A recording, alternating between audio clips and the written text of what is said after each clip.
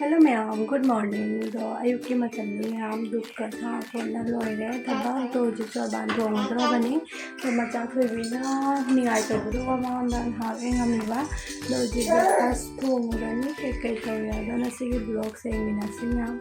video se last frame you so hawra ke ma'am अखोई की di chak tawre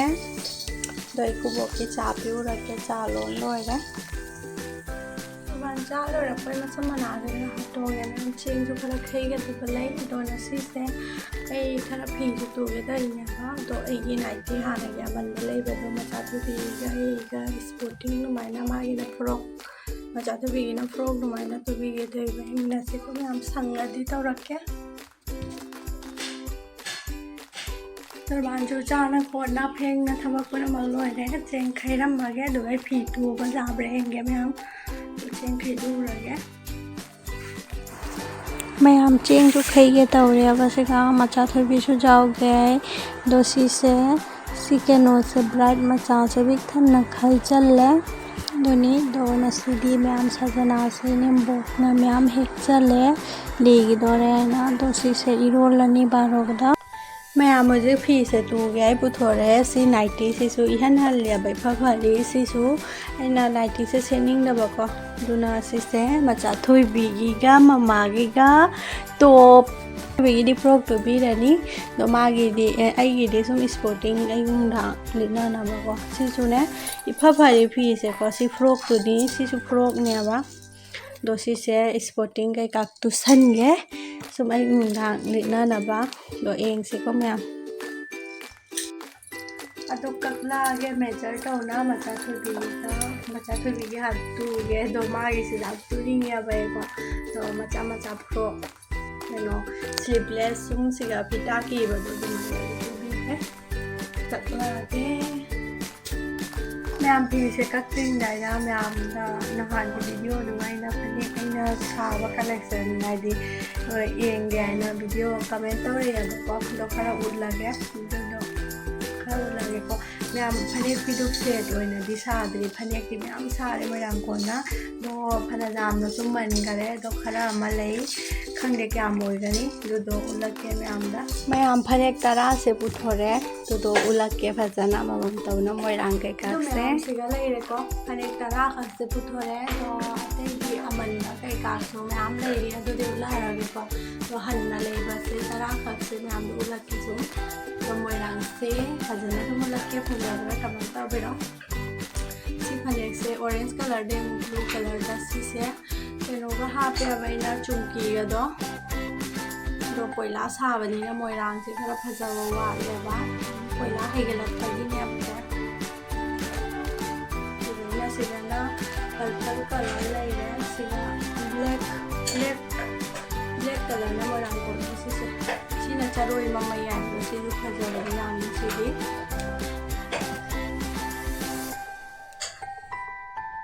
इचानु पीली इंगी मथकते हो सिसु मोइरांग से अचौबा मरक अमदा मैम हाना मतमदुगदी मोइरांग अचौबसे जाम चन्नायबा अदोना मोइरांग अचौबसे मैम कोटपा लैरे दो हुजिकि मोइरांग मचा मचा से चन्नारेबा दो सिसु सिना ले हाव मचु फजबनी सुम चमना लाइटिंग होरमबगे हैना दो ले हाव मचु दुगा तुमने आंगांग मना फंजलिबा मचु से चमनारे हैना खतंग डिफरेंस होइना बाइना को इना ब्लैक कलर ना सिसु अमा सिना ब्लू कलर ना कोट पनेना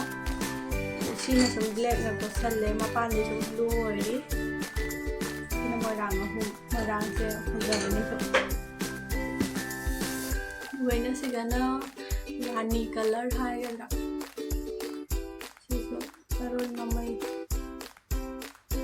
फजई सम सिसु दो मोरांग से ना सम जा आइडिया तो को सल्लेबा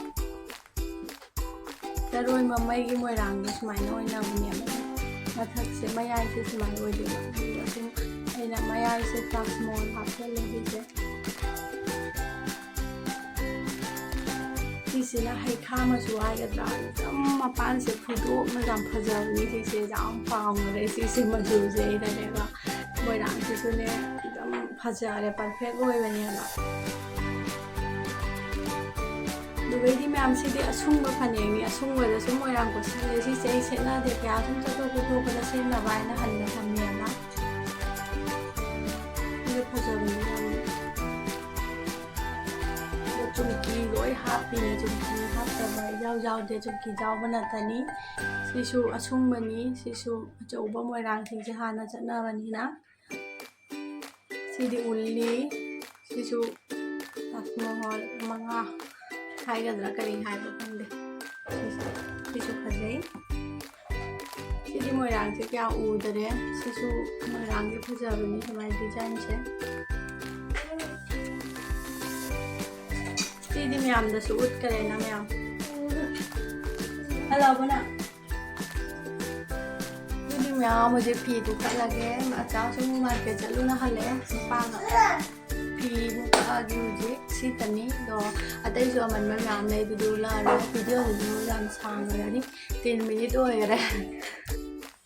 म्याम सिगा सी जोक से थीरिनी आई थीरदा ब्लेड जावरमनी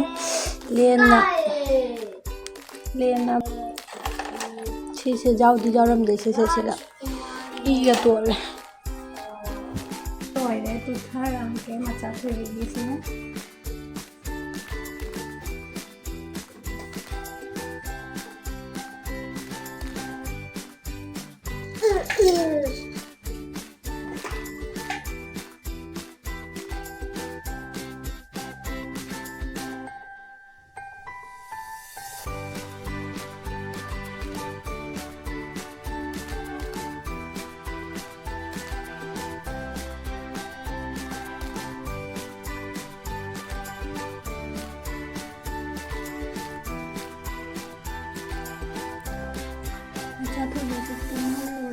से पाइबा लोइदरी नुंदिनदा लोइसन तारे चाक थोंबा मतम जौरे चाक थोंग्रनी म्यामना तंग तुमोरे दुवे हौगलगाने सिसे फी से तुबा लोइसन गेना तौरे कन्ना दो लोइबदी नंगौदरे चाई म्याम से यंगु छंदा तसनगिबना हाले दुदी सी म्यूजिक खाले कनो फिटिंग तौगदा तंगारे लोइदी लोइरे मचा तो बिसु फ्रॉक तुना लोइरे बा छंदा तागरे को नहा हिपुरे चाक तोमना बारो मतमनो हिपुरगा होगलगा दो ममाय मेटल पोमी दो नहा फ्रॉक के का तो तुबीरे मचा तो बि फ्रॉक तुबी दिपीगरे दो मपाना कोइबो पुथोकरे संदागे दो स्पोर्टिंग से फिटिंग तंगारे तौलो लागे दो संदा तागरे थाना चंगैनी दो सिसे लोइसलगा लिटलगा म्याम दा शेयर करके अदुरेदी एंगसिको म्याम मचा थबीगी फ्रॉक से फाइनल लुक सिगा लैरे पक्चा बना लोरे मोंदा चला ला चंदला ला ला ला उदेदा राम मसम कीना बसो मा संबीरे समाइना पक्चा बियो से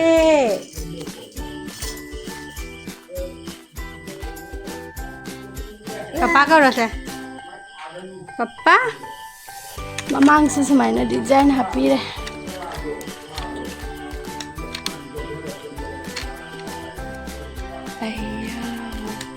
अय्या दो चाना फोटो थारो आइबा से कापगा थागी छोंदा लाओ से छोंदा लाओ से छे मामा चले बाय ला ला ला ला हबी चासी लाओ लाओ मम चासी लाओ am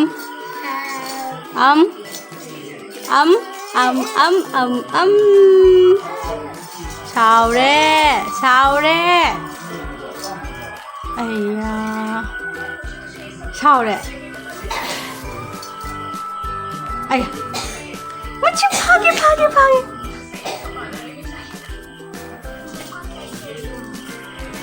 म्याम ऐगी फुरित असी लेको तुरगा सुम फजरमी तो ऐदी पामुद्रे सि मचुसे फजरद्राइने नंदा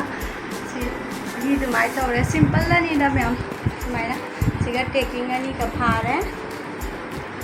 दुनी जारे दा सुम फजरे को युंगांगली ना बा खतंग चाउतक तुयबा वलांगबदा नुआइना बाइना खरा प्रॉब्लम तुना दुनी म्याम तो ऐगी वीडियो सिदी नसी सिगा दुम लोइसलगे नुआइबा तादी लाइक शेयर सब्सक्राइब तो बिरो नेक्स्ट वीडियो दा म्याम बाय।